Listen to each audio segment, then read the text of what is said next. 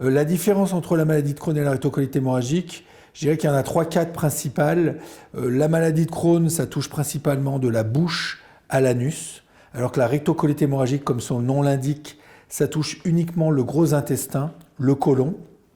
La maladie de Crohn, en dehors d'être de la bouche à l'anus, ça va aussi détruire l'intestin, jusqu'à perforer l'intestin, faire des trous dans l'intestin, ou alors rétrécir l'intestin et faire ce qu'on appelle des sténoses, c'est-à-dire que l'intestin va être bloqué et faire des occlusions. Donc c'est pour ça qu'on aura souvent recours à la chirurgie chez ces patients-là. Donc ça, on va dire que c'est les différences principales. Et puis dans la rectocolite hémorragique, ça ne touche que le gros intestin. Et donc c'est une atteinte qui est plus superficielle au niveau de l'intestin.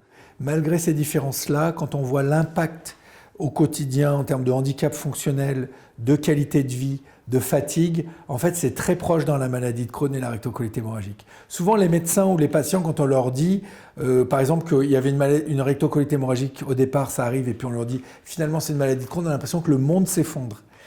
Parce qu'il y a la chirurgie, parce qu'il y a cette atteinte au niveau de l'anus, parce qu'il y a potentiellement l'intestin qui va devoir être abouché à la peau, enfin toutes ces choses-là.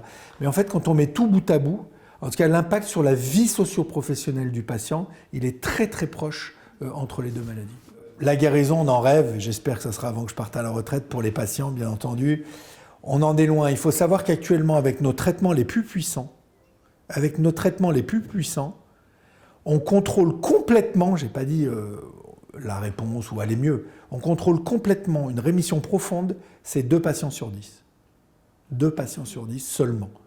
Et 1 patient sur 2 qui va aller beaucoup mieux. La guérison, va y avoir beaucoup d'étapes. C'est le projet de recherche justement qu'on a en cours à Nancy. On espère y arriver dans 5 à 10 ans. On est en train de monter on a monté un institut pour ça. On a des équipes de recherche dédiées pour ça. Trouver la cause, une seule cause comme dans l'hépatite C, c'est pas possible. Donc il faut des analyses où on va essayer de trouver toutes les causes, analyser plein de données ensemble. Donc ça nécessitera encore quand même pas mal de travail.